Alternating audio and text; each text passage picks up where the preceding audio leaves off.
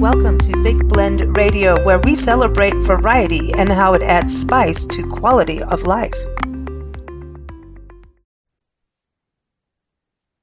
Well, welcome everyone. You know it is the fourth Sunday here on Big Blend Radio, and on the Big Daily Blend, we have Joey Stuckey, who is the awesome Joey. He's a musician, he's a songwriter, he's a recording producer.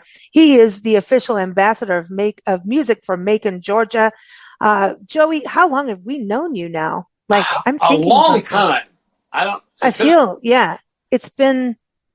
I want to say 2016, but that may be wrong. Yeah. We've known you for a while, and we did actually get to meet you in person. We did. On our travels, which is, even better. Everybody has to have a hug from Joey. I'm just saying. I am a hugger. Yeah, but it was so cool to meet you finally. I know we've gone back and forth to Georgia, and I think it was 2016. You wouldn't have time, we missed each other in passing several times. But finally we got to do it and go downtown Macon, Georgia, and see your amazing recording studio where you work. And I know there's some expansion going on there, but Macon is a music city. So everyone, joeystuckey.com is the website for Joey, but we're excited. You've been co-hosting the show for who cares about counting, but a while. A while. Over a year, right? I think. Yeah. Over a year. And so we talk a lot about holidays on the Big Daily Blend, but we're going to raise it up a notch. I know we always talk about music. We always have a playlist. And today's whole theme, because today is National Tell a Story Day. We're talking about musical storytellers, and Joey's got some great songs to add to the music playlist. We're going to do a Tell a Story song list. But we're going to we're just really going to amp this up a little bit. So every month we're going to kind of build this into music talk with Joey, and we're going to have musicians on the show. We're going to talk music, but talk about new music venues. We'll still do the holidays and themes, right, Joey? Because it's absolutely fun. Yeah. So our first one for May will be going beyond limitations in music. I'm excited. That's going to be very cool. So everyone stay tuned. As always, it's going to be fun to have some music guests. We've done that over the years too, over the episodes with Joey. But Joey, I'm excited to tell a story today. And that's what it is about podcasts, is always telling a story. But musicians tell stories. Some songs, even if they're instrumental, tell a story. Sure. I think. Yeah. What would come to your mind first thing if you think of an instrumental? Well, I have a strange relationship to instrumental music, in that not only does it tell a story, it conveys an atmosphere or a mood without specific scenery, if you will. But for me, I have used that kind of music to help me with my health, and I have no adrenal function. I have no endocrine system. I have no pituitary. I have no thyroid. Anyway, so I have to manage my energy levels very carefully, because I don't make adrenaline. I can get into adrenal shock and have some issues if I don't hydrate and all this kind of stuff. But what I have to do sometimes, there are days that I don't feel well, and I have to make it work. I have to go to work anyway. And there are days that I'm really, really just really exhausted. And I can put on certain music that gives me energy. It's like drinking a caffeinated drink or an energy drink. And the music helps my spirit, helps my mood, helps my perception of how I feel, to the point that it really helps me cope with not having adrenaline. So my big album to feel good, energy-wise, and to feel positive emotionally, the album that I turn to that tells that story and helps me to go to work so I can tell other people's story, right? Because that's what I do, is help them tell their stories as a producer. That album is called Philly Style, and it's by Jeff Lorber, and it's a wonderful instrumental album, and it's been a big part. I also, for pain management, will turn to, because sometimes I have chronic pain, but I got metal shoulder, metal hip, all this stuff. I got two knees that are bone on bone, but we're trying to kick the can down the road and not have surgery until absolutely necessary. So for pain management, I will go to the most complicated melodic and rhythmic thing I can find and get lost in that. And then it doesn't make the pain go away, but it helps me shift my focus from the pain. So I'm on top of the pain instead of under the pain. And so for that, I like the stories that Miles Davis and John Coltrane tell, because those really help me out. So yeah, and I think I have a song, sort of a contemplative piece. If you're looking for something for introspection, I wrote a song called "Raining" that's instrumental. That's a very contemplative and I think something good for meditation, good for thought. So you can use music. Instrumental music tells all kinds of interesting stories, but they tell it through sort of impressions and scenery and moods instead of the specific details that lyrics would add. I agree. I listen to, so I have music for different things. As we've talked about this a bit on the shows before. But I was just thinking instrumental, because they tell a story. I love Cantaloupe Island. I know everyone knows that song but. Well, it's his birthday. This is his birthday month. And, wow. I think Happy birthday, Herbie. Yeah. He's 80. He may be 80, but he's in his 80s anyway. Well, he's done so much for musicians too. Oh yeah, one of those. He was at the Grammys. It was so exciting to be, Oh, you 50, saw him 50 there. feet That's right. from him. I was like 50 feet from him, and it was so exciting. He had Stevie Wonder sitting on the piano bench with him, and oh, that's right. That's right. I remember that now. It was so great. But I am a big Cantaloupe Island fan myself, so that's good stuff. I am, because it has a progressive vibe, right? It's taking you somewhere. It's levitation. I go to for instrument Ravi Shankar and Philip Glass passages. I know I've talked about this before. I listen to that where I need to focus, yet I feel like my feet are in the dirt when I listen to it. Yeah. And like muddy. And I'm sorry, but I'm a frog. I like being in between, like between the dirt and the water, but not all the way in the water. So I like that muddy area, and I love frogs. Anyway, I used to collect frogs, not real ones, but I used to hang out with frogs. I'd love monsoon season in Kenya as a kid. Every time monsoons came, frogs, bullfrogs, everything came out. And I used to run out there and hang out with them. So anyway, that's weird. Do you want to hear a frog joke? I do. Okay. You don't want to hear mine because it's dirty. Like I said, I like mud, but I'm not going to go there. Mine's pretty lame.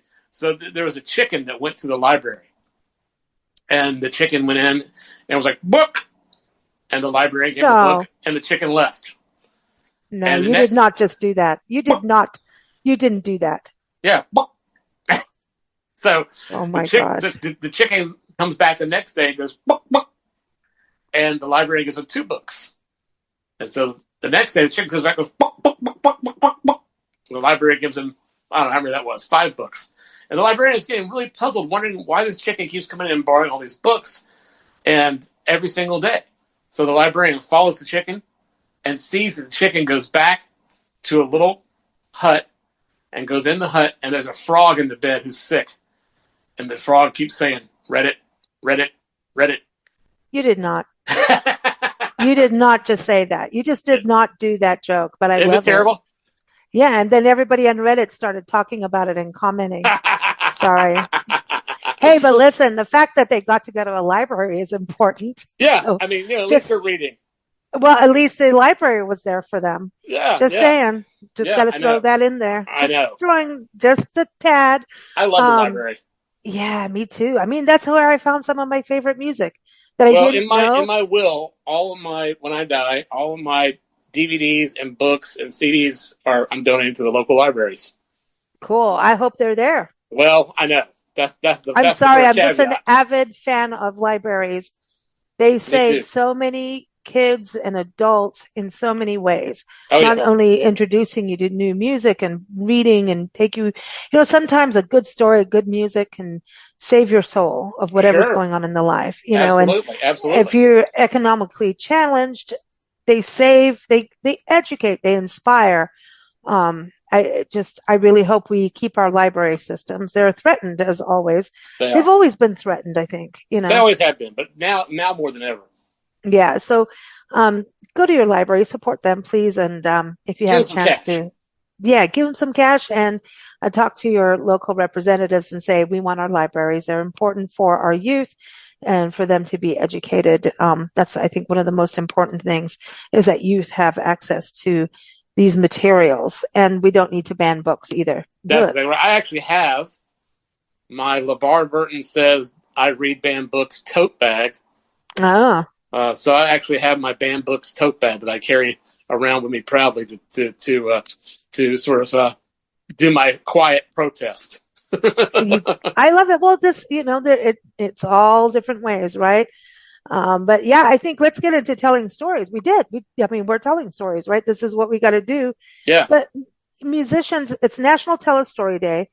So we got to think about music tells a story. And sometimes we create our own stories from that song, which is the Oh yeah. beautiful thing of music, right? And, Yeah. you've got Once the song's written and it goes out mhm. into the ether, it can mean whatever you want it to mean, and you can take it for how I intended it, or you can take it and make up a whole new explanation for yourself, and that's the joy of it. That's what makes it so great. You can take it to the limit. Yeah. One more time. Just one more time. Oh, sorry. I got to get it right. I'm playing with you. I'm just teasing. I know. Hey, but listen, that goes, the Eagles were some great storytellers. Okay. So, I whine about the fact that every time you get on the road and we're about to do this, Nancy and I are about to get on the road and, do some nice driving. Hey, well, we're not going to we're not going to be able to see you on the way. I was like, oh, we're not. Yeah. It's just the way the route is. And it would be 3 a.m. Wake up, Joey. Come on. I mean, I probably would just be going to bed. And I just wake up, little Joey. In music, musicians, travel writers, musicians, and chefs, and comedians, we all keep very odd hours. And Yeah. so it's like sometimes 2, 3 in the morning, I'm have big old conversations with people and people are like, why aren't you going to bed? Or artists too. Yeah. A lot of Yeah. artists. Yeah, we're all weird, but yeah, we're going on a road trip. But when you turn that radio dial on, I'm so tired of Hotel California playing everywhere. I mean, it doesn't I matter but it's I a love the darn song. good song. I love the It, song. I like that. I mean, I think, and I really should have put that in the playlist, and I didn't. I it don't is, know why. it's being added. It's Okay, being good. added as we talk. Okay, because lyrically, it's absolute genius. It Yeah. really, really is. And the acoustic version Mirrors they on the did. ceiling Yeah. Hey, listen, you're not partying until there's a mirror on the ceiling. and champagne. And the blind people in particular love the mirrors on the ceiling. They, I mean, that's really important to me. I worry about it. But I mean, lyrically, it's so great. And the sort of acoustic version they did on the Hell's Freezes Over album is so good too. So Yeah. there's two excellent versions to choose from. Oh, Seven Bridges Road. I think that's one of the best. I know Crosby, Stills, Nash. Oh, we got to talk about them as storytellers, right? But oh Well, what my about Buffalo gosh, Springfield? That was a yeah. bad. Oh boy, this is going to get crazy again. It's going to get crazy. I was going to say, Seven Bridges Road. So it wasn't written by any of the Eagles, but they covered it. And it was actually from a musician from San Diego, and I used to I had this duo with this guy. I think his name was Craig, and he was the butcher in the local butchery at the little town How that we lived in. interesting. Yeah, but we covered it as two people. Did you You get free got me meat? into it. I'm so not going to answer that right now. Can't. Because listen, I was going to say about the mirrors on the ceiling, right? When you think back in the 80s, when people are listening to that, how many cokeheads were trying to do Oh cocaine yeah. off the ceiling of Oh the yeah. mirrors on the Absolutely. I ceiling? mean, it's that crazy. Someone did Yeah. somewhere, right? Someone was trying to chop up coke in the sky, Yeah. Sorry, I'm sorry, but that's funny. I was just thinking that as we were talking about the mirrors on the ceiling, I'm like, how many people were so stoned out of their gourds or whatever, high, whatever. I don't think you're stoned if you're doing coke. I don't know. I've never done coke, I don't but know. I don't know. like, if they're all racing and crazy at that time, how many people are like, there's a mirror on the ceiling? Let me try No, and I mean, it's got snort to have off the happened. ceiling. There's I a, bet there's it a has. there's an English actor and comedian named Alan Davis, who is on a great British TV show called QI, and he said he got really drunk one night and fell asleep in his hotel room, and the fire alarm went off, and he was so hungover that he literally like kicked. It was in the ceiling. He started hitting the fire alarm in the ceiling and trying to make it stop, like stop making the Oh, noise because it that's was making funny. his head hurt. And so he finally like kicked it so hard that it fell out of the ceiling, but it wouldn't stop going off. So he called the front desk and said, "Hey, there's this thing making sound in my room." She said, "Yes, sir, that's a fire alarm. You need to leave." He's like, "Okay, well, when it went off, it kind of fell out of the ceiling." But he'd actually kicked it out of the ceiling because he was so drunk that he just had a hangover and hurt his head. So Oh my God, I'm that's sure if hysterical. that happened, there's got to be some people trying to do cocaine off mirrors in the ceiling. I mean, why not? Well, we were on a hotel fire in Cape Town when Nancy was on her tour with her artwork. And I woke her up because I heard people saying, fire, fire, bang on the door, right? We were at the Claridge's Hotel overlooking the ocean in Cape Town. It was a beautiful, right? We're right, like pristine area. It was sponsored for her tour, which was raising funds for the Cancer Association with her artwork.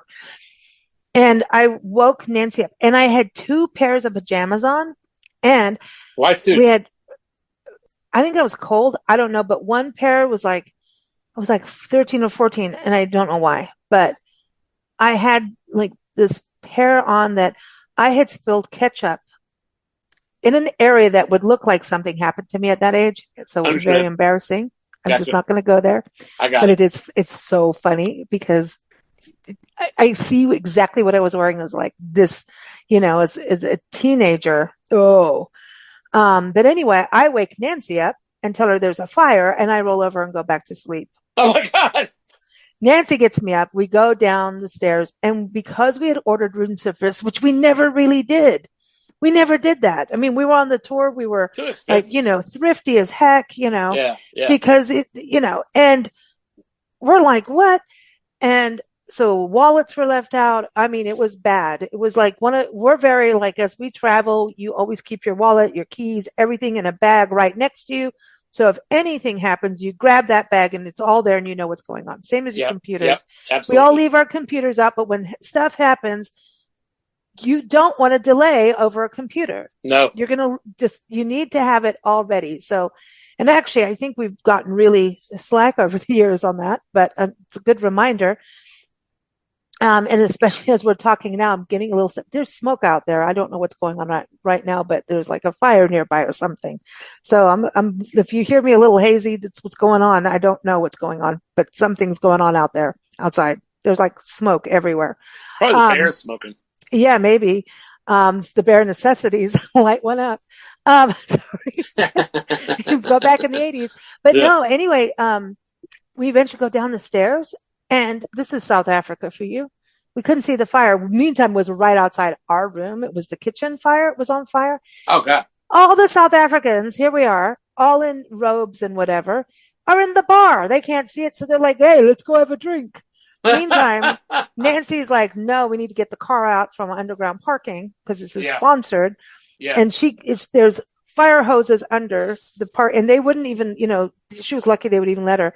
And now she's having to drive over the fireman's hoses and she's freaked out. And it's underground parking with it's really tight parking. Like we finally got across the street and watched TVs in rooms explode from the fire. It Oh was my gosh. crazy.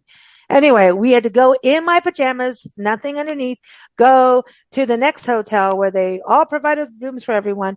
And we had no clothes. And the next day, and she had a press conference the next day Oh. with her artwork. Luckily, the artwork was there where we were doing it. So everything was saved except for our bags of clothes and my wallet got stolen. The next morning, we were sponsored by this clothing company, which is very united over there. It was called Scott's, I believe. And we're banging on the doors. Please, we don't have bras. We don't have anything but our pajamas. We had nothing. And they're looking at us like, what is wrong with these crazy people? And we are in a city. It's like, crazy people do exist. And they finally let us in and we could get bras. I know nobody needs to hear about this, but honestly, and I needed to get out of those pajamas. So we got clothes, went in there, got clothes, and needed to get her to the press conference, which we go there. And I mean, we're all smelling like smoke. Nothing, this is crazy. So we cancel the press thing, go running back to the hotel to go to the hotel room, and it's all covered. It's wet. We're in there and everything had been looted. We look out in the street and people had bags of our clothes holding them up and like, look at our score. And that was Oh, our hotel room story. And there were no mirrors on the ceiling, no cocaine involved, no drugs, no drinking. We were clean as could be, um, except for my pajamas. So there, I don't know why I was telling you that, but well, fires, but when that's you go funny off one of because those everyone, tangents, I just go with it. but it was, you were talking about the guy knocking the thing over and me going to Smoke sleep. detector, Cause yeah, yeah, I wouldn't sleep and here we are, but everyone goes down the stairs and goes to the bar. that is Things like crazy. with, but people do stuff, man. We're humans. We do some weird, weird stuff. But anyway, We did. Hotel California is officially on the list. I think Seven Bridges Road gets to be on there because I agree. I love that song. I That do is too. It's great.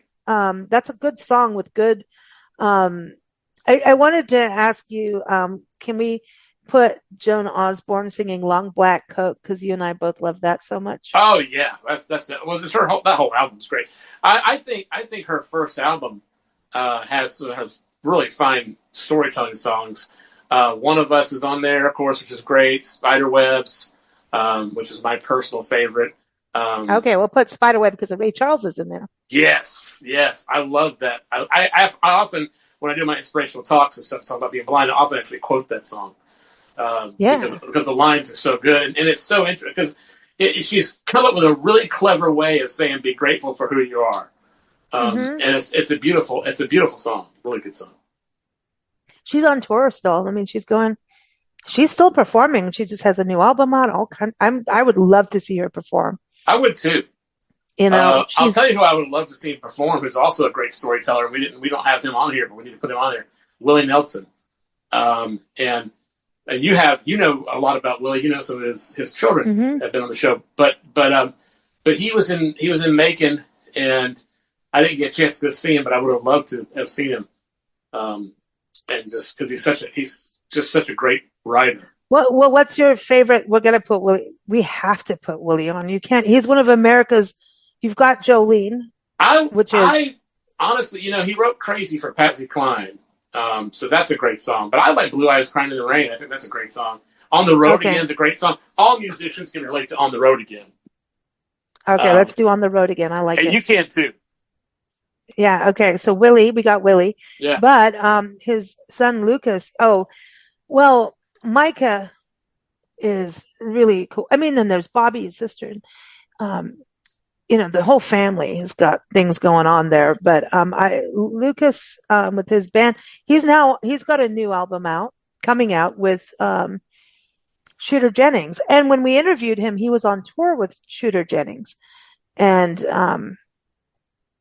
he Something Real was the album. Yeah, he came on with Something Real, which was an album they recorded in San Francisco. Hmm. And I'm looking up the one song because yeah, I'm terrible about the name sometimes. I go into, um, I remember them. Yeah. Okay. I remember the songs. I can sing them to you, but I don't remember the name. He really is a good songwriter. Lucas Nelson is so following in his dad's footsteps. His brother Micah is amazing too, and completely different sound, but they both toured, and The Promise of the Real, the band, toured with Neil Young, and they had to learn the entire catalog of Neil Young's songs Wow. when they're backing him up. It was like 300 songs or something, at Jeez. least. So And he would just pull out whatever he wanted that night. he It just was like, no, we're improvised. He just going. improvised the He set would just, list. but he would say like he would just start playing, and he would just play a chord, and you better know what the hell he's doing. Mm-hmm. And that's yeah. So there's a song with one of them. It's got "Forget About Georgia," and that's because he would sing Georgia with his dad, but he also dated a girl, Georgia, and so it was like "Forget About Georgia" because he'd have to play the song every night he was touring with his dad, and he was trying to get over her, and he was like, God, this is enough, man. And then she did come to one of his shows, but An Ugly Color is a really cool song, and it was about a homeless man in San Francisco walking around with his hands in the air going, ugly color, ugly color. And he was Hmm. like, that's crazy cool. But there's a song on there called Set Me Down on a Cloud. And I'm telling you, I'm going to send this to you, Joey. This song, um, it's deep. It's like someone's dying or may Hmm. not make it through the hospital. Hmm. And it's like where you go to, like, are there gods? Have we Yeah, all been yeah, there in life going, yeah, yeah, I'll make a deal with you, come on, or don't make me go to the devil. yeah, yeah, yeah. So, yeah, so I'm going to add that. It's such a good song and it's just heartfelt, man. Send Me Down in a Cloud. Yeah. That's cool. So, yeah, Willie Nelson, I'm really glad you brought that up. But you have Dolly Parton, Jolene. How many people are covering Jolene, man? It's just such a great story. It's just such a great story. I really love it. And You don't know, you can't not know what she's talking about. yeah, yeah, it's great. I mean, it's such a good, but it's so the lyrics are so good, and Dolly's just great. I mean, it's just I don't know how anyone could not love Dolly Parton, but she's fantastic, and I also put someone that she did a lot of work with, which was Kenny Rogers on my list. The greatest. Yeah, Mm, have you heard that song? no. It's great. It's about a little boy who plays baseball by himself, and he throws the ball in the air and swings at it, and he keeps missing. But instead of thinking that he's a terrible batter, he decides he's a great pitcher. So it's a really fun story. It's real sweet. It's just but it's such a great story about this little kid playing ball by himself, and and instead of feeling defeated, he's like, wow, I miss the ball every time. I must be a really great pitcher, so I'm not such a good batter. So it's I'm not doing the song justice, but it's really great. Wow. I've not heard. I'm going to go listen to it now. All right, we got songs for each other, songs for you all, everyone. The link for the music playlist is in the episode notes, and we do this all on Spotify, and you can listen to it there. These are all inspiring songs of talking about, you know, things that go wrong in life, and then you can get over them, right? And to Yeah, keep going, resiliency. Yeah. that's a great word. Ooh, ooh, I like The that even word of the for our day. next episode. Yeah, it's Yeah, kind of it goes with our next episode with yeah, music talk for next month, right? yeah, yeah, yeah. Resiliency. Ooh, that's one of my favorite words. Um, when you look at just moving forward and people like Dolly Parton, but there's one song I have to add on here because we're talking about great singers and songwriters, and you got Dolly Parton, but you don't have Joni Mitchell. Oh, you gotta have And Joni. Case of You to me is, what about River? Oh my God, I wish I had a river. Oh my gosh. A case of, yeah, Well, pick Case of one. You. Oh, come on now. Case of You is just so well crafted. Yeah, it is. Well, everything she does is so well crafted. I mean, she's a great storyteller with her vocals. But again, lyrics are a very great tool set she has. She's a very powerful lyric writer, Hmm. and I love so much. I've got several of her albums. My CD Yeah, collection is massive. You wouldn't believe it if you saw it. I do believe it. I mean, what do you think happened to our storage? Like it's nuts. And what do you think about as a storyteller, Yusuf, Cat Stevens? Oh yeah, absolutely, absolutely. What would you say? What is one of your favorites of his? Well, it's a cliche, I suppose, but I do love Wild World. I mean, Hmm. that's one of my favorites. It always seems like he's so inspirational too. He wants peace and friendship and unity and Yeah, family and yeah, love, yeah, and I always thought they always taught it to kids, and he was kind of like that. He's kind of very, in school we always learned his songs, and it's always it's interesting to me when you learn an instrument for the first time as a kid. Morning is Broken is in there.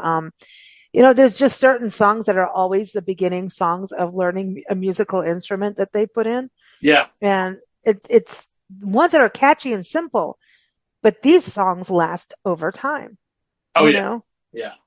Well, but the more he's always in relatable they there. are, the more relatable they are. I mean, the more they'll stand the test of time. It's funny now to listen back to songs talking about phone booths and dialing up and all this stuff, and they kind of don't resonate as much as they used to, because nobody really does that anymore. Does Um, anybody put Facebook in their songs? Yes. yeah, I'm sure. Okay. Micah Nelson put Snapchat in one of his songs. Yeah, And, I, I'm it's sure a I've good heard song. Facebook in somebody's song somewhere. Yeah. I mean, I remember doing interview. I mean, this is when we first started podcasting, and podcasting was barely a word at the time. In Yeah, fact, 2005, when I was on about podcasts at a music yeah, conference. I was talking about it back in 2005 over Thanksgiving holiday. If you Googled, nobody knew what a podcast was, and if you no, Googled podcasts, you get about 25 results, and that's not much for Google. So we were podcasting in 2007. I think we're 18 years old. So whatever that is, we're 18 with yeah, podcasting this year. But I remember the word podcast, and Nancy's like, no, we're Big Blend. We've always been Blend. So we use Big Blend Radio because we figured we're big now because we cover so many subjects and we're international. So yeah, she said, okay, we can be Big Blend because we were the Blend and Southwest Blend. She's like, we're big. I said, we are? She's like, why not? And she refused to use the word podcast. She still doesn't like the word podcast because huh. she feels like it's alien. You're in a pod. She didn't like the word pod. Like, unless it's a seed pod, that's fine. Yeah, And then she got like, even when blogs came up, I don't like the word blog. Yet we were airing on Blog Talk Radio at the time. I don't like the word blog. And so if people say, oh, I want to find your blog, which we do not do, we're magazines. right. She gets like it's just a dirty word to her. She don't like it, but she likes bloggers and reading people's travel blogs and cooking blog. She's not against bloggers or blogging. She Yeah, just doesn't like not like the the word blog. sound. There's some, but this is an interesting thing. How about vlog? You know what we don't like? The What? word bucolic. It sounds like you're gonna barf. Oh, It the does. landscape was bucolic. I'm like, Yeah. bucolic, But in writing a song, you've got to, like, in songwriting, to me, you could have a great word and somebody will want to put it in there because it rhymes. You've got to go beyond that. You have Yeah, to go beyond the rhyming factor. Seriously. And I ooh, love an end rhyme. I'm a big fan of end rhymes. So you have several words that don't rhyme, and then one word that will rhyme, and then several words yes, that don't rhyme, and one word that does. And perfect. and that I like that a lot. But I have to say, I tell my students when I'm teaching writing or whatever, teaching music composition, like don't go for something that is an obvious rhyme. Don't try to force it into be a rhyme and use a stupid word. So the old cliche is don't do moon June, right? But in one of my songs as an inside joke, I specifically wrote a moon June rhyme just to be snarky. Um, so when people hear the lyric, I'm like, by the way, that's an inside joke. I'm not. I'm a good writer. I don't have to use moon June. That's an inside joke with my students. Um, I told them not to do it, and then I did it. So anyway, but I hate Well, that. but yeah, but yeah, I think there has to be a, balance of how we Yeah, do these things. yeah, yeah, absolutely. I And mean, you can't write, you have to write what's supposed to come out of you artistically and integrity wise and not go into this formula. I remember yeah, getting a book on songwriting and they try to, like, here's how Bob Dylan did it. I'm like, you don't know how he did it. He yeah, didn't do interviews on this yet. What the heck are you talking about? You're trying to disable his song? yeah. Like, I What get it. you don't I want to get do it. is nothing in life should be a paint by number. I have to do X or it's not a real song. Or I do a keynote right now, talk called "How to Avoid Sound Blindness," and I've done it for AES. I've done it for ISMER. I've done it for Berklee College of Music. So I've done this talk in a lot of places. I've done it for Lethbridge University in Canada, and several other places. And it's how to avoid sound blindness and return to critical listening. And really, what it's about is to actually yes, study and having a workflow that you do that helps you move quickly, those things are okay. But you should never do anything until you understand what you've got. You shouldn't Mm. think, oh, I have to rhyme this word or it's not a good song, or, oh, I have to put 10K on the snare drum or it doesn't sound like a good drum set. You don't have to do anything. You wait and see what you got and then figure out what it needs. And Mm-hmm. that seems really obvious, but you would be amazed at how many people don't do that.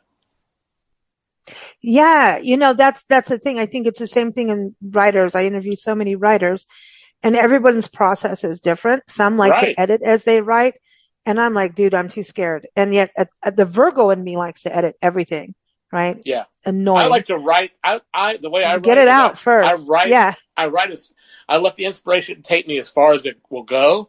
And then when I run out of inspiration, I use my intellect after that. So I go all spirit first. And then I come back and use my training and my intellect and my studying to polish it up. Mm, that's cool. That's exactly it. Exactly. I think, yeah, you do get it out on paper or whatever you do. Go on paper. We're taking care of puppies. Can you tell? But you've got, I mean, now look at what we have. You can record stuff on your phone and get it That's what instantly, I do. I you know. record voice notes Mm. and The then words, I upload them to Dropbox. the words are so, oh yeah, that's a smart thing. My gosh. Like I told you during another fire. Oh my God, it sounds terrible. When our band came back from a gig and our garage caught on fire and all my new music was burned in a fire that Oh, I just wrote. Bass players, you just got a new Carvin bass and amps blew up. It that's was heartbreaking. bad. That's heartbreaking. Yeah, keyboards, everything, boom, gone. But the music, I'd written some new songs and I can't tell you what they were. I can't. It was just so because we went through that incident. So it was like if I'd gotten home and you say, "Oh, I lost my notebook," I would have been able to duplicate it, right? Or get close to what I'd written. But I'd written it before the gig. It was written down. I was kind of going through them with Matt. And then when everything blew up, it was a big carport fire. So like multiple cars blew up. And, Jeez. it was devastating, but we were running around getting people out of buildings at that time Oh because we yeah. didn't know what was going on. It was after a New Year's gig. And I was like, well, that's gone because you go into like a bit of a shock when you go through a fire Sure. and, you're busy on adrenaline on it. And I can't tell you one thing, but I knew I was so proud of it and thought it was my best work. But of course you feel that way when it's gone. You can go, my best work blew up and you'll never know. And therefore I have a good excuse. I don't know what it is, but it's bad. It's bad. Like it I'll tell sucks. you, I had that's the weird happened. This is before I started putting everything in Dropbox. I had recorded a voice note of my song "Santa That Plays Guitar," and I I got like that downtown. song. That's one of my favorites. Thank you. Fun, Um, fun. and it, I got downtown to record it, and I accidentally deleted the recording. God. And so I had to sit down and rewrite the whole thing right there. And fortunately, I remembered most of it. So I think it's actually better the second time around. See, that happens. That happens. Sometimes things are better the second time around. I mean, in podcast world, I don't even want to tell you about some things that have gone completely off the wall. And you're just sitting there going, oh, well, there went that. And, sorry to so and so, you were on here, but no longer. And we'll have to do it. And we've had, in 18 years, probably had to redo maybe 10, That's 15 pretty good. interviews, That's pretty good. maybe 20. That's pushing it. And suddenly they're better. And it's weird too, because then you don't know if you've already said it or not. Did we cover this already? Was it the last time or are we in now? Like it's kind of weird. Like you're like, all right, none of Yeah, us are yeah, drinking or smoking or doing anything, but yeah, like yeah. where are we? But speaking of your music, Joey, you have a song Bad Dreams on the playlist. I do. Um, Mm, lyrically, it's one of my favorite songs. It's very tongue in cheek, very sarcastic and sassy. It's a breakup song, and I really enjoyed it. And it's been covered by other artists, and it's one of my most popular tunes. So I thought I'd share it, and Well, yeah. it's like I said, it's something I'm really proud of. I also will say I've got another song that are called "Box Labeled Questions" by Tyler Moore, who is somebody I produced, and he it's another breakup song too, but it's really great. And he wrote. He's a fine songwriter, English major. He wrote 5 or 6 songs for a young lady that came into my studio to record for her audition for Broadway, and she wanted to do original music. So he wrote a couple songs. They were friends. He wrote a couple songs for her, and her vocals weren't bad. She wasn't a bad singer, um, but what was so exciting was his songs. I was like, these songs are great. Who wrote these? He's like, oh, I did. I was like, man, we need to sign a deal. Wow. So we did a. I think I recorded maybe 10 of his songs. But this box label Questions is written by Tyler Moore, but performed by Camille Scoggins. And it came out on a CD that I put out called Joey Stuckey Presents Ladies of the South. And it's just a bunch of female Southern artists that I've produced over the years. And so I think there's a lot of good stuff there if people want to dig into that. But just very vivid, very, the whole story just unfolds in your mind when you read it. And I think everybody can relate to how this feels to being in a new situation, and everything's upside down, and you just moved, and it's just it's like a new beginning. Like everything, all the old stuff has gone away, and you got all new beginnings, and it's scary and exciting all at the same time. So I think it's a really great song. I think that is the thing, is whenever you're listening to a song, it's how it connects to you and Yeah, the situation you've been in, whether it could be actually a similar situation or polar opposite, but the polar opposite is the same feeling, or you know what I mean? You have that connection and understanding, yeah. you know? I'm going to put something really weird on there, and it's a song we used to cover. I'm too sexy for my shirt.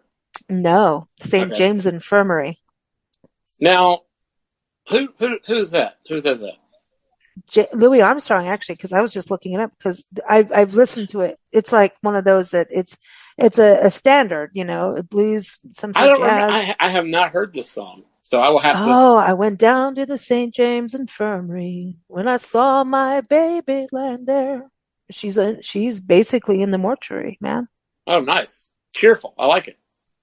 You just told you it was opposite, but yeah, it. But he covered it. Yeah. Cab Calloway. Um, yeah, I stretched out on a long white table, so sweet, so cold, so fair. So Now that's that you also, now that you say that, I think I have heard it. Now that yeah. I think it's coming Um, back to me. It's all coming back to me. but this is interesting because I think it's also multiracial for way back when. Huh. Uh, uh, Billie Holiday sang it. She really sang that. Yeah, so many people. Tarbox Ramblers, I love them. Oh, I love Which Tarbox. version are you putting on the playlist? I don't know because I Billie like them Holiday. Billie all. Holiday can make Happy Birthday sound sad. So you should do Billie Holiday because she said she's You want Billie Holiday? yeah because Yeah. she's heartbreaking. Okay, we'll do Billie Holiday. Yay! Yes. Yeah, now I'm waiting to see. I don't see her come up with that. Oh, Ooh. well, never mind. Oh, I'm thinking about St. Louis Blues for her. Um, Oh, yeah, St. James Infirmary. Um, yeah, I used to play this with my friend Gemma, and we would do music like really weird, like we would go really old school, um, like where blues and jazz were meeting, yeah, you know?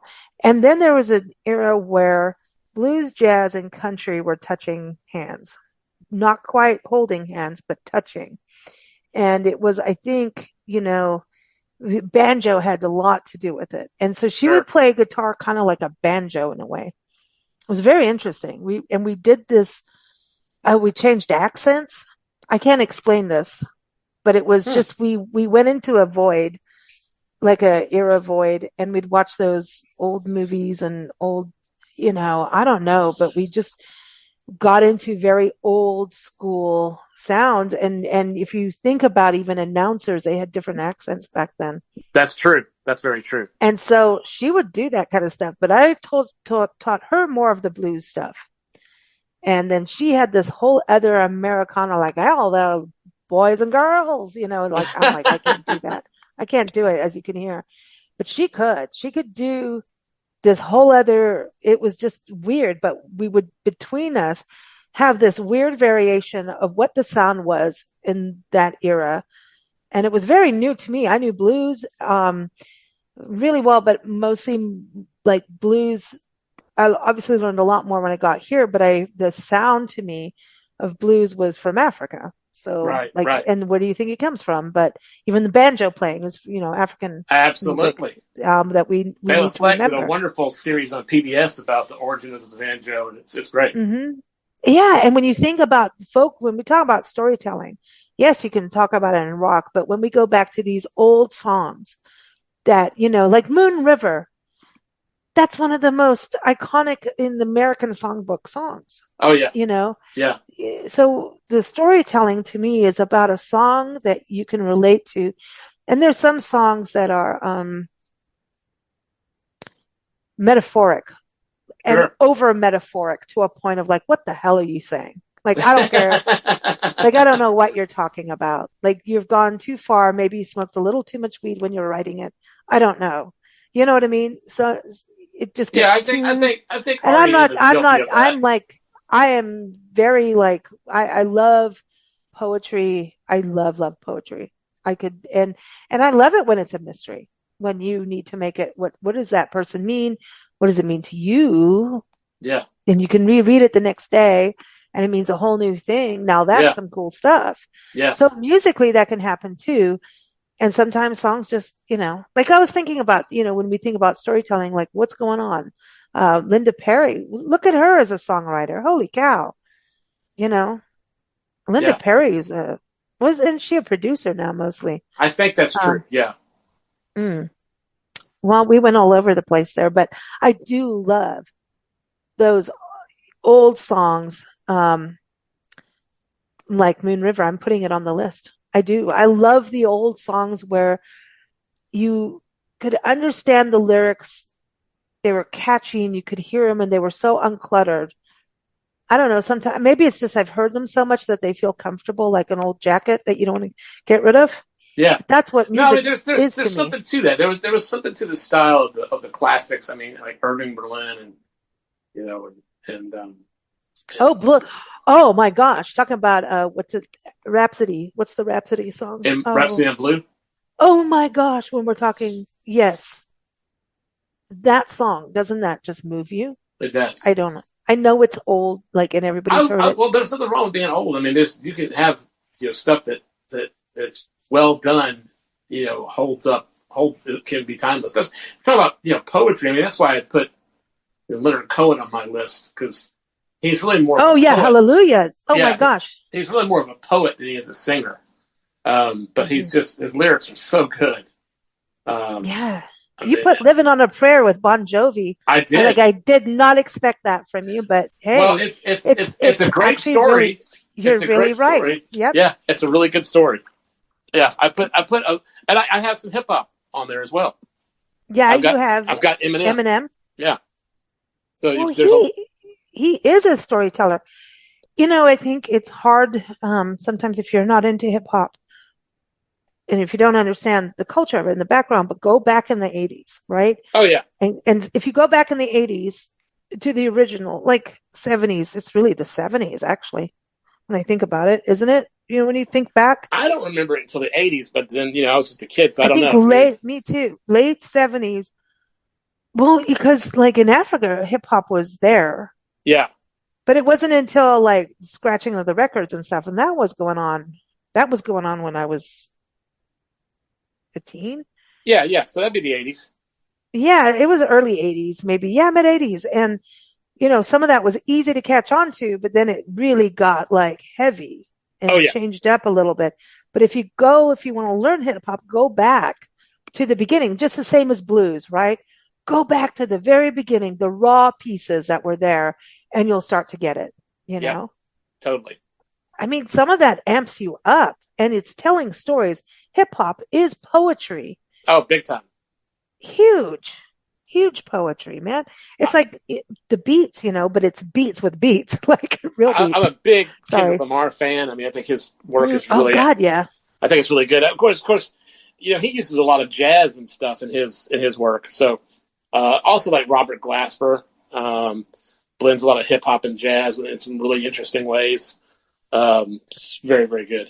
But now, okay, what about like Queen Latifah coming out and saying, Oh, "That's Queen it, man." Latifah, she was great, Isn't she just a character too, man? She's a and little badass. now she plays the Equalizer. Yeah, I mean, she does all kinds of stuff. Yeah, yeah, She plays the equal. What? Whoa, catch me up. yeah. So she's I guess it's still on. There was at least 3 series of it where she's the Oh, reboot of the Equalizer. She's the Equalizer. I don't even know what you're talking about. I'm Oh, sorry. you never seen the old Equalizer from back in the '80s? Oh no. Oh well, it's basically somebody who's like a special. I'm trying to remember if she was ex CIA or I think she was former CIA, and she goes out and helps people when there's no one else to turn to. Kind of like the A-Team, but one person. Oh, I think I kind of know what you're talking about. I think we've even touched on this. Yes. Yes, yes, yes. And I've seen commercials about it. I do know. Yeah, she Okay. is an I just didn't absolute know the name. badass. She was great. You also put Fields of Gold by Sting on here. And I think Yes. I love that, except for I've got to put in Englishman in New York.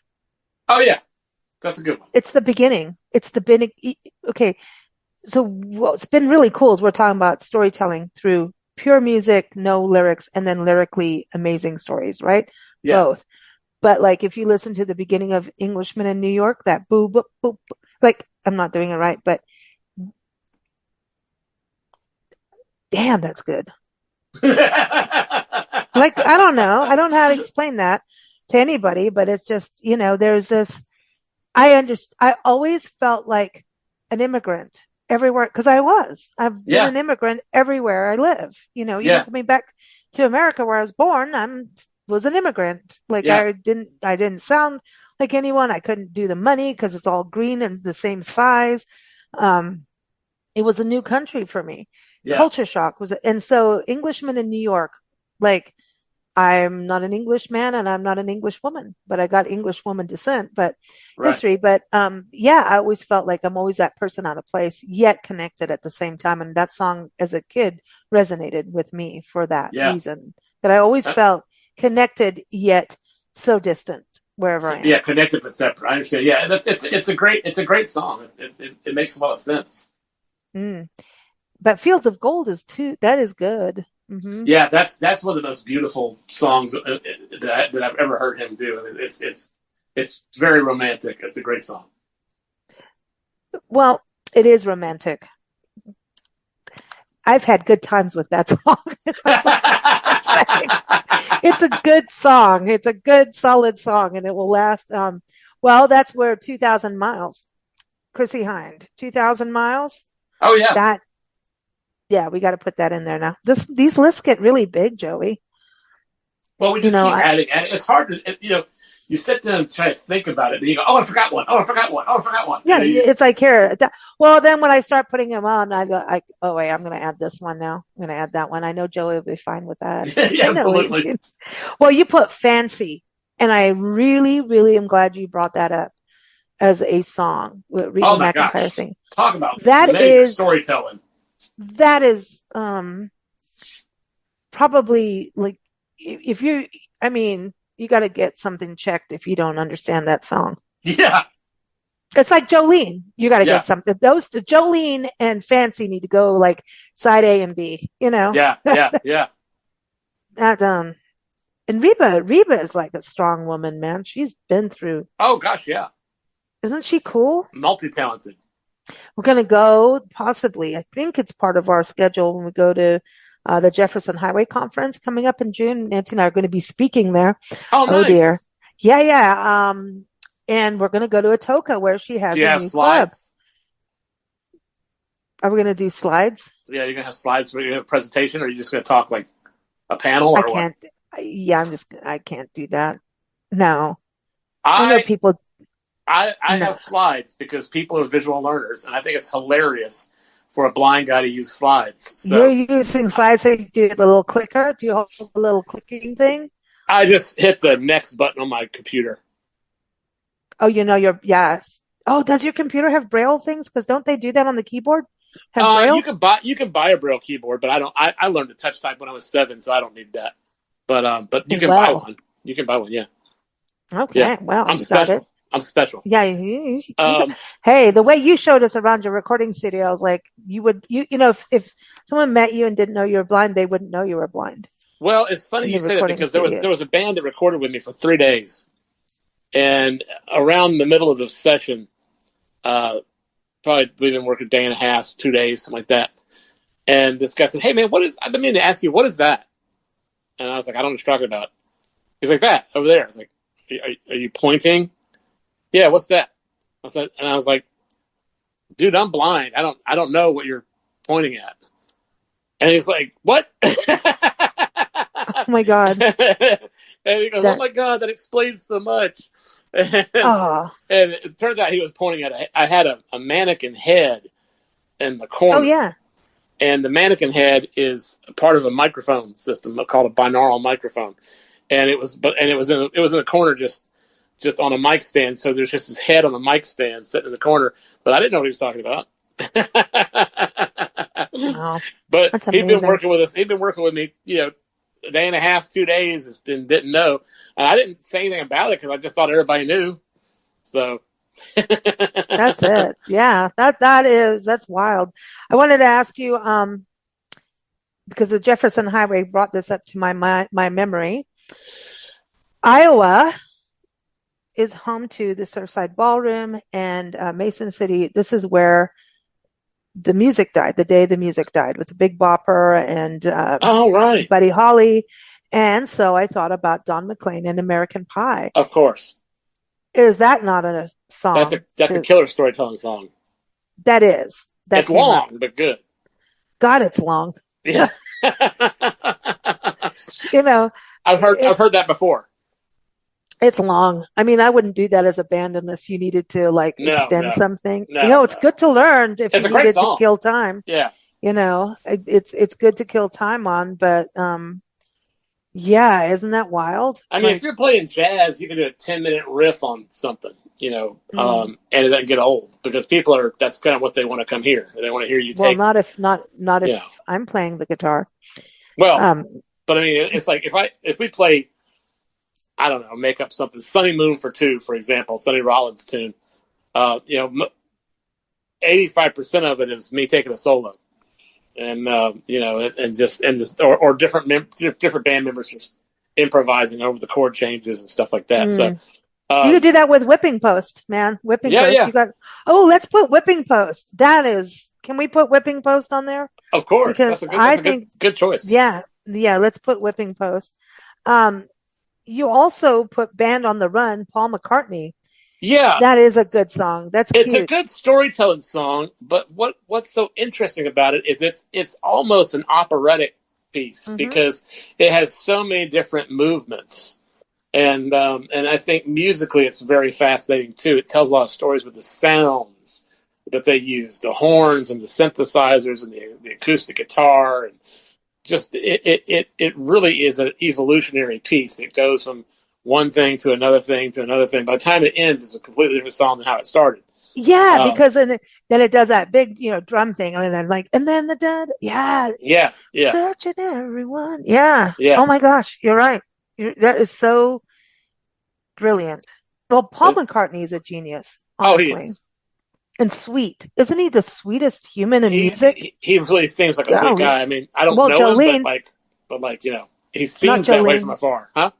Dolly Parton and Paul McCartney are sweet. Dolly Parton, by the way, we're talking about books and music, man. Look what she does in giving and giving and giving and giving. And may her husband rest in peace. I mean, he Yeah, was that was her sad. sidekick and she made that last album for his honor. So I think she knew time was coming. And did something in his honor, and she's a legend. I mean, Oh, she's she amazing. is a living legend. I mean, her Yeah. and Willie, those two are still going, which is awesome. I Yeah. wanted I wanted to bring up you brought up Band on the Run, Paul McCartney, but we cannot leave out Queen, and Bohemian Rhapsody has got to That's be a one of the great one. most Yeah, that's a that's epic. that's a, that's a good one. Yeah, did you hear about Benson Boone that you saw at the Grammys? Yeah. No, He what about him? performed at Coachella with Brian May. Oh, cool. I didn't Dude, know that. and Nancy and I, first thing we saw with Benson Boone, we're like, dude, this guy wants to be Freddie Mercury, right? And he's got a good voice and he can write a song for Yeah, sure. and he can run around the stage too. Yeah, apparently do backflips He does and did backflips his, off the piano. Yeah, and he just needs some help with that wardrobe. I'm telling you, he wears I those have no suits idea and, about and they that. make some parts of his body a little uncomfortable there. He's got to have a little emergency adjustments. But he did the backflip and it was like he went over Brian May. But to see Brian May come back out and play, I mean, I think he's one of the most underrated guitarists that lives, Oh yeah, he's fantastic. He's I mean, just think about all the Queen songs with his guitar. Yeah, I mean, Queen is just you and he's can't. also That a is, physicist. he's a badass. He's got a doctorate in physics, so Well, and that's why his hair is like, he's got that physicist the hair. scientist He hair. does. He does. You want to put your finger in it, then you're going to get shocked. But it was so cool. I mean, Benson Boone's like 22.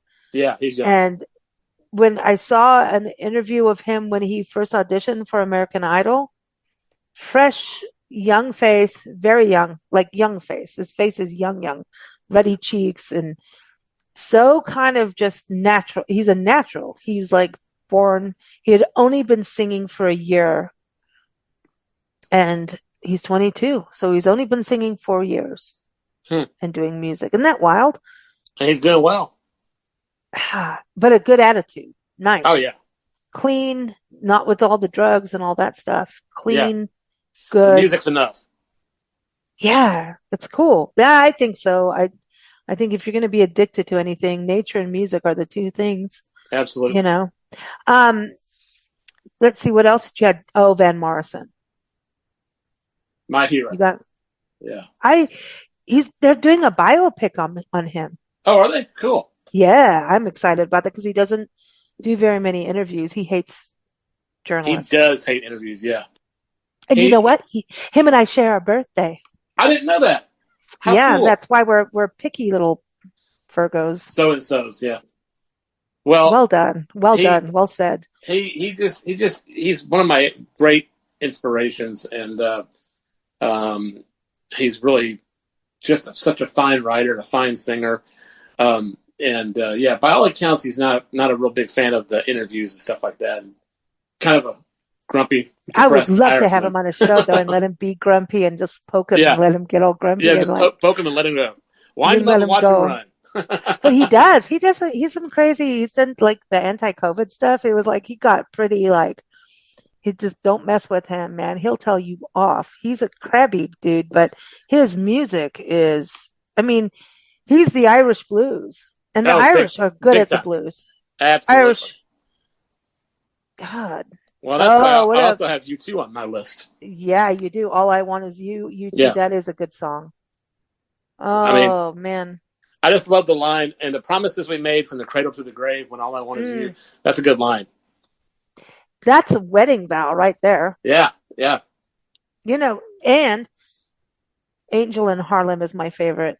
Oh, we've played that. I was debating between that one or All I Want Is You. I was trying to decide which one I wanted to put. Dude, I Um, think we have the same musical taste. I yeah, do. I I, think I, I so. almost I almost put Angel in Harlem. We used to play that song I would love. back when I Oh, had a horn section.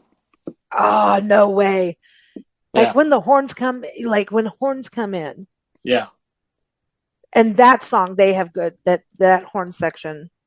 Like Yeah. no, Van Morrison has a lot of good horn stuff in his too. And I used to have a horn section. You know, I at one time had a real big band with guitar, bass, drums, keys, auxiliary percussion, three mhm. horn players. Um, and but it was just too hard to find work to fit all those people. Plus, Yeah, having to fit all those different schedules, and it was just too much work. Oh man, but it's just so exciting when you think about the horns, when the horn section comes in and One day uh, when I'm famous enough to demand the kind of money I need to make it worthwhile, I'll have one again. One day I even will just have one for again. like a good show, like Yeah. if you can get a horn section, a symphony, like a little small symphony, like orchestra and choir, like get the Broom Sisters, you know, I want No, those. no, I don't Hmm. know that name. They do like Pink Floyd's music. Huh. They're the backup singers for Pink Floyd, and they tour. Oh, They tour with Dave Kersner, and they did a little bit with Delana. Oh, dude, this is so exciting. I don't know the details yet because I just saw a little thing on it, and I don't know. I didn't get all the details, but I'm so excited about this. This is, and I don't know why I have to announce this, but it's got nothing to do with me. But um, years ago, so American Idol was a big deal, right? And then I think, I don't even know if The Voice was on yet, but Rockstar came on TV. And it was about musicians who could play their instruments, right? Because American Idol was like singing first, no playing instruments. And I think they right, all right, learned after a while, like, let them play. Sometimes you take a guitar out of someone's hand and they don't know how to sing, you know? right, right. I'm the other way. Don't put a guitar in my arms. We're going to bomb and we're going to bomb slowly and terribly, like the worst, you know? But, Rockstar, oh my God, I love this. So it was like rock musicians getting up there. They had a rock, band. In fact, I think I interviewed one of the guitarists. Oh, he was on The Voice. But they had, I mean, session players that are just, you can't trip these session players up, you Yeah, know? yeah. And I run, oh, we need to do a show, Joey, on session players. Oh, we need to because they do so much and they get so, like, people don't know that how majority of the really good music out there, session players. That's It would true. not exist without these people that And do that's this. one of the things. That's one of the things I do a lot. Is I play bass and guitar on other people's records. So I do a lot of that. Ah, see, and people, it's like people, ooh, we got to do something on that. But anyway, Rockstar had, they were looking for, I can't remember, one of the bands was In Excess. So, you know, no one's going to replace Michael Hutchence. I'm sorry. No, no, that's true. He's, but they're like, here's somebody could be the front. And so they did it, I think maybe 2 or 3 seasons, but this one season for In Excess, you're going to now be the next lead for this. They had one for, dang it. Anyway, there was a couple seasons, but there was a reunion tour or a reunion show or something. And we've interviewed 2 of them now on the show years ago. I mean, back in the beginning of podcast days. And Marty Casey and the Love Hammers and Delana. Delana's from South Africa. And she came on the show and boy, there was some great language on that one. And Marty Casey too was crazy. The Love Hammers, um, you got to check them out, man. These guys, I mean, Trees. I'm going to put that on there. Trees, Marty Casey and the Love Hammers. Everyone, it's a really pretty famous song, and it's a awesome. Mm, the writing is fantastic, and he took it from being like the nice acoustic to just hardcore. And Delana has this voice, and she at that time had these massive dreadlocks, and she looked like she is like the Amazon queen, like she would like Medusa style, you know. Yeah. Um, her voice, she can sing chords. Like if you want to do Janis Joplin, anybody else can do it. Her, period. I've seen Josh Stone and Melissa Etheridge cover her, but I'm going to say Delana is going to way over top. She should have won. Another guy did, but there were some, it just was crazy because you're putting a bunch of rockers with different things in a house and they have to all live together while they're doing, vying for it. Sounds like a recipe for disaster. Yeah, but they were allowed to do some of their originals. And also they had to fight for the song of the week kind of thing to play Huh. and perform. And I loved it because the American Idol and even The Voice is just so glitzy and I don't know how to explain it. to me, a little plasticky kind of. It was so pop like, Yeah, yeah. nothing bad. There's nothing bad about it. I'm not knocking, but for me, when it came into like, now we're going to do rock, I'm like, yes, can we have some real stuff and let people be who they are and really rock it? And it was so good. It was so good. And just, I think it gave In Excess a revival a little bit. They had a Yeah. guy, JD, that won, who was good. He's good. He did a good song, Pretty in Vegas. Now you Actually, were that's a gonna. really, You said you just saw something. What did you finish talking that about? it's like an announcement or something that they're having like some big reunion thing. I don't know if I don't know. That's all I know is there's some kind of reunion, and whatever it is, I want in. Because these musicians, the singers, they are on top of their game. Oh yeah. The ones that made it up there, I'm telling you, Joey, they are, I still follow their shows to this day. They're what Delana's living in the Netherlands, had a daughter who gets on stage now. I mean, we're talking, oh my gosh, her daughter must be almost like a teenager now, or a teenager. River is her name, but Delana's absolutely, she does this now theatrical show all through Holland and Europe and all of that. Sometimes goes back to South Africa, comes back to LA, and she you're going to be blown away. This woman can sing. She does like an icon. She did like an 80s icon show where she would dress up like Pat Benatar and people like that and Oh perform. nice. And yeah, and with other, like it was like a theater performance. I mean, it's just, she is incredible. And Marty I love Casey, Pat Benatar. Marty Casey, you're going to like. He's one of those who could be not perfectly vocally on pitch and really rock it, Yeah. which Jim Morrison did a little bit of it, very slightly, and same as Marty Casey. Marty Casey's, I don't, he kind of changed his sound because he had kids, and I think his life kind of changed with that. But man, is he good. And the Love Hammers themselves are just an incredible band. Oh yeah, sorry, I'm all excited. I'm excited just, well, because it's like they're really good musicians, and and um everything is not this was pre high def, right? So Yeah. back in the day when you'd race home to watch it, it was so good. You can get it on YouTube, but it's so, like, if you're watching it, it's kind of, but if you listen to it, oh, Joey, you're going to love it. You are going to love what they did. Like Delana did Zombie better than, yeah, sorry, like really did it. And with this, deep chord throat Zombie, Huh. like just like that will get under your skin, like you've been bewitched. There's a spell on you. Huh. Yeah, that's I'll good check that out. stuff. I'll check it out. Yeah. Did I promote whatever is happening? Well, I think I did, but I don't know what's happening. But anyway, no, but that's the thing. It's like good music is good music, and it was that good. Yeah. It was better than what we were seeing on the Grammys. Sorry, truly, at that time. Yeah. So, I know that we would like, you're seeing real rock battles going on. And That it is cool. was, yeah. And the energies changed and the ups and downs, and you got to see what it's like for musicians too. It was more of a real insider, but it was also cool to see In Excess, and some parts good, some parts I'm like, oh, come on, but, no one will ever replace Michael. I'm just saying. He It's is, not possible. I mean, it's just not. it's like Freddie Mercury. Yeah. I think Benson Boone did some good stuff, but in the movie, but except for Val Kilmer, did do Jim Morrison really well.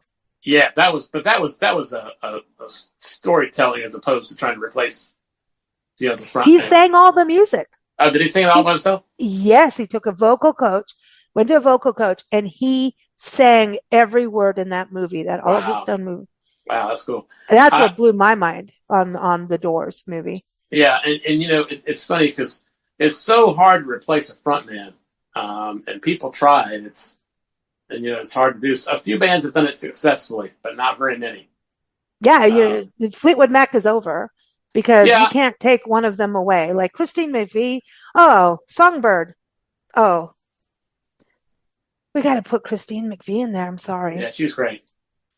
and Well, Stevie Nicks. Stevie Nicks, yeah.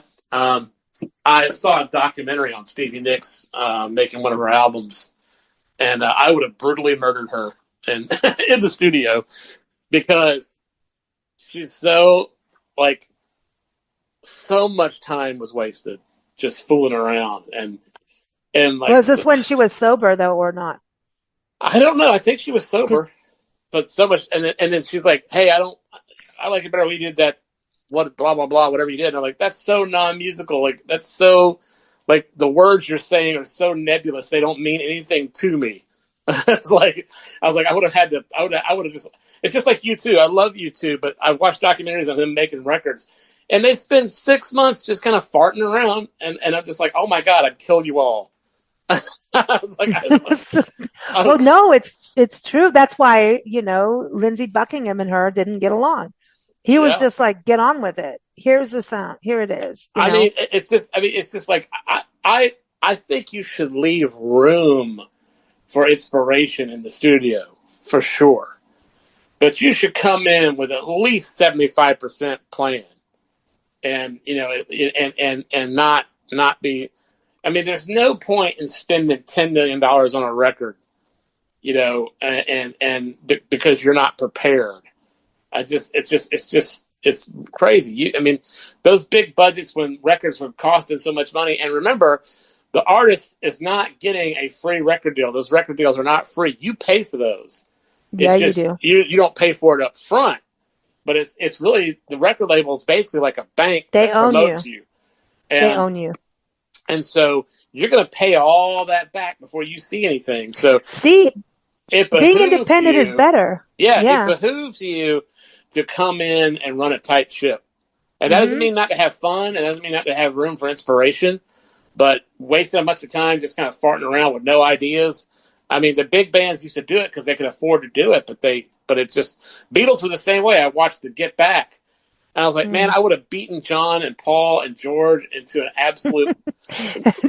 Ringo's the only one. No, blind men, not blind men driving. Blind man By punching. the way, we need to put blind men driving on this because that's a good story too. Okay, it is. It's blind man driving. Yeah, I always like to add that in there. But I was going to say, here's blind man music, blind man Joey punching out the Beatles over this. Well, except for Ringo. Ringo was always ready. Yeah, but he's he's awesome.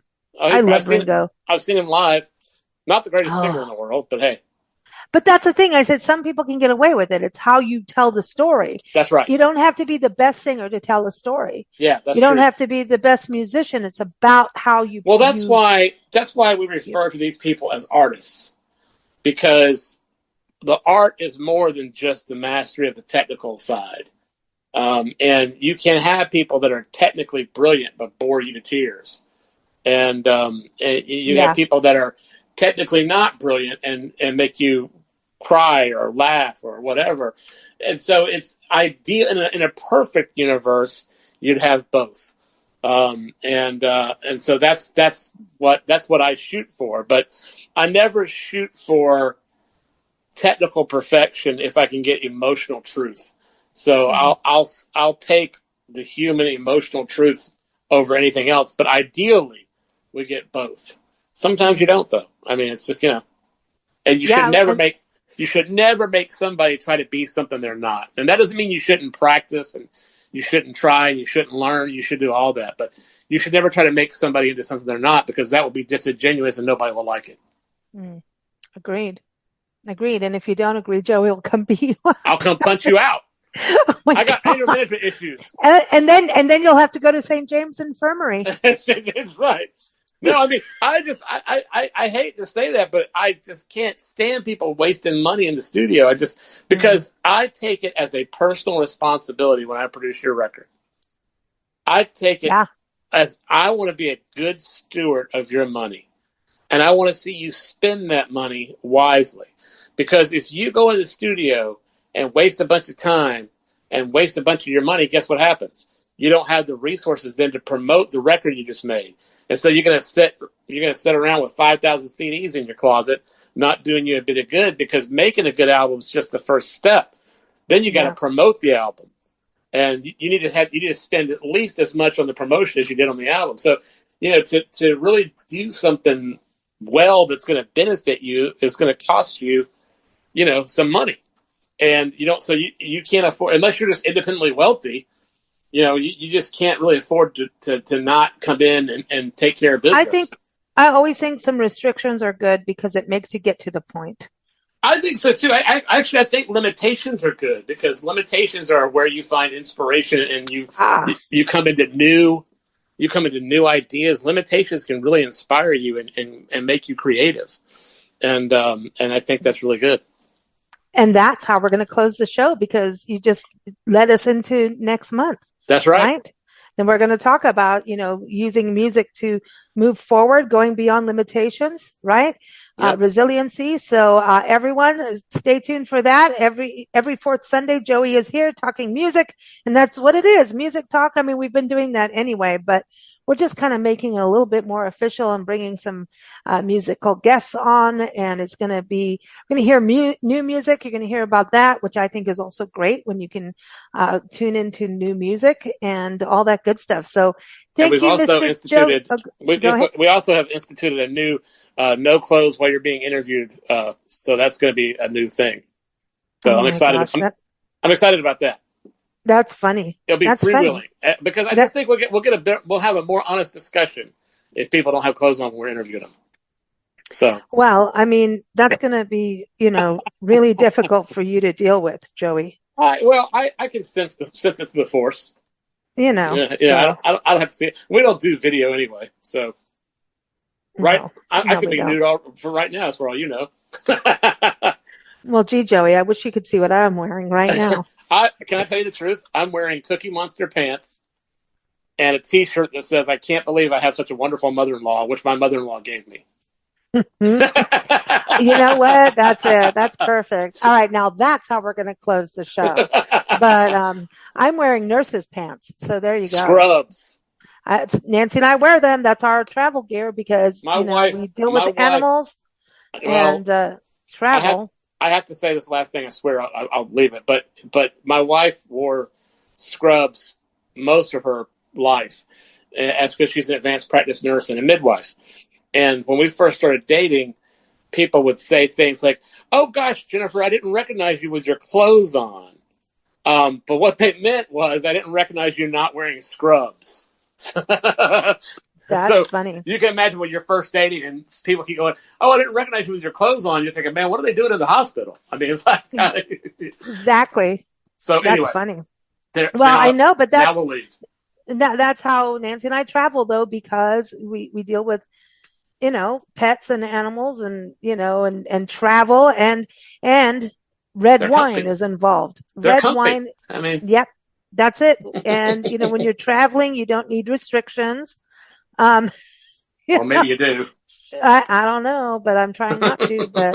But there it is. Well, Joey, thank you so much. Can't wait for next month. And a pleasure. You guys take care. And everyone, look in the episode notes. You can go to joeystuckey.com to keep up with Joey. He's also on Facebook. He's active there. And also check out the link for the music playlist. And by the time there's going to be so much more added to this, like Hurricane from Bob Dylan, by the way. Reuben Carter was falsely tried. Anyway, so I had to do that. It's a good movie, but it's a true story, and that's important too. So I'm going to add that to Spotify music playlist. It's a good one. I don't know if he wants Stevie Nicks on there anymore. We do. I like her. I just don't like wasted time. Okay, well, there it is. All right, take care, Joey. Thank you all for joining us. Bye, my friend. Thank you for listening to Big Blend Radio. Keep up with our shows at bigblendradio.com.